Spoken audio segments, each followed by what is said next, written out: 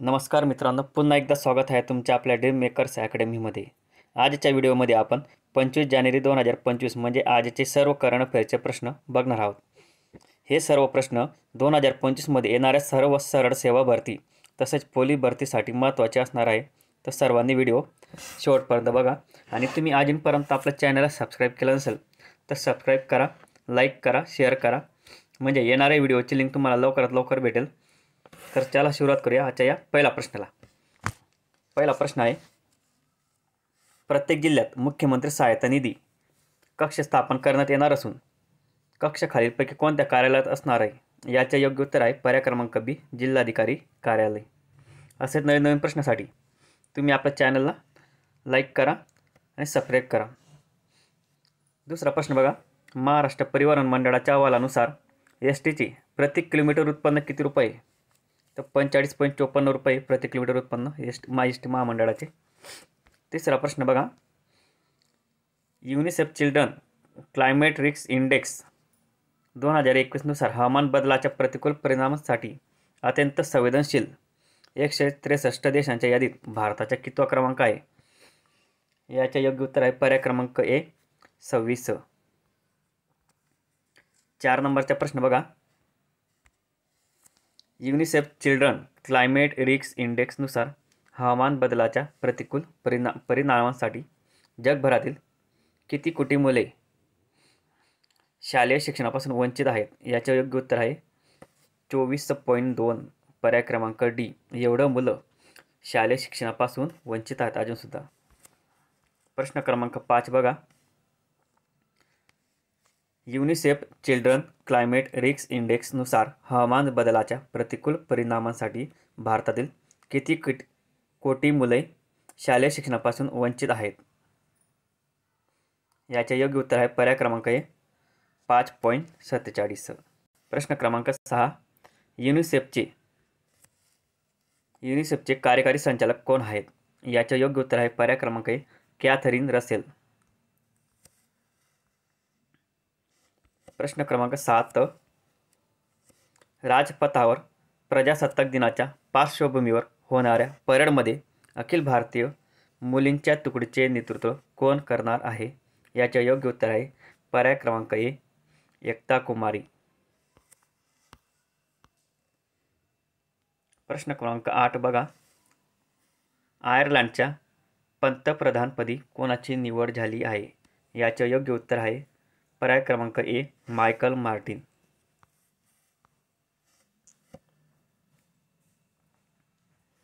प्रश्न क्रमांक 9, मेरी लेबोन cricket club world cricket कनेक्टच्या नवीन सल्लागार मंडळात भारतातील खालीलपैकी कोणाचा समावेश झाला आहे? याचे योग्य उत्तर आहे पर्याय क्रमांक डी, ए आणि बी बरोबर, म्हणजे जय शहा आणि सौरव गांगुली यांचा समावेश झाला आहे। प्रश्न क्रमांक 10, वर्ल्ड क्रिकेट कनेक्ट बोर्डमध्ये किती सदस्य आहेत? याचे योग्य उत्तर आहे पर्याय क्रमांक डी, 13। 11 नंबरचा प्रश्न, वर्ल्ड क्रिकेट कनेक्ट बोर्डाचे अध्यक्ष कोण आहेत? याचे योग्य उत्तर आहे पर्याय क्रमांक ए, कुमार संगकारा।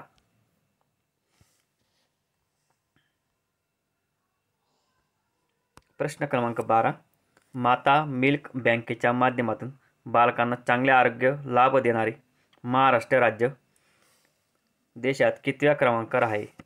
याचे योग्य उत्तर आहे पर्याय क्रमांक बी, दुसऱ्या क्रमांकावरती। 13 नंबरचा प्रश्न बघा, माता मिल्क बँक चालवण्यात कोणते राज्य देशात प्रथम स्थानी आहे? याचे योग्य उत्तर आहे पर्याय क्रमांक बी, राजस्थान। 14 नंबरचा प्रश्न, सध्या महाराष्ट्रात किती माता मिल्क बँक कार्यरत आहेत? याचे योग्य उत्तर आहे पर्याय क्रमांक डी, 26 बँक कार्यरत आहेत। 15 नंबरचा प्रश्न बघा, राजपथावर प्रजासत्ताक दिनाच्या पार्श्वभूमीवर होणाऱ्या परेडमध्ये अखिल भारतीय मुलींच्या तुकडीचे नेतृत्व करणारी एकता कुमारी ही जम्मू काश्मीर राज्याची कितवी कॅडेट ठरली आहे? याचे योग्य उत्तर आहे पर्याय क्रमांक ए, पहिली कॅडेट.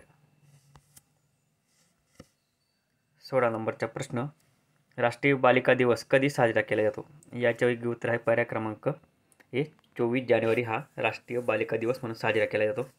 मित्रांनो, हा प्रश्न परीक्षेत येण्यासाठी खूप महत्त्वाचा आहे, स्टार करून घ्या.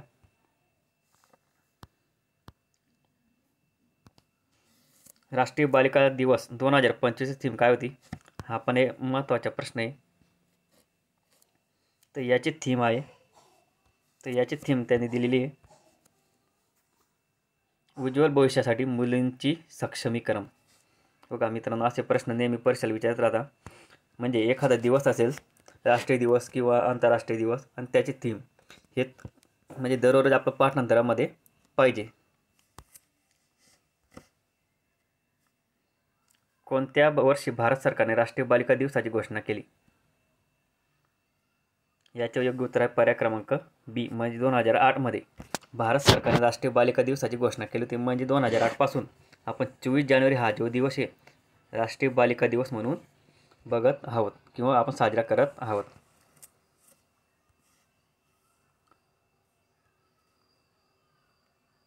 बघा 19 नंबरचा प्रश्न बघा, खालीलपैकी कोणाची मुंबई रेल्वे विकास कॉर्पोरेशन लिमिटेडच्या अध्यक्ष आणि व्यवस्थापकीय संचालकपदी निवड झाली आहे? याचे योग्य उत्तर आहे पर्याय क्रमांक ए, विलास सोपान वाडेकर.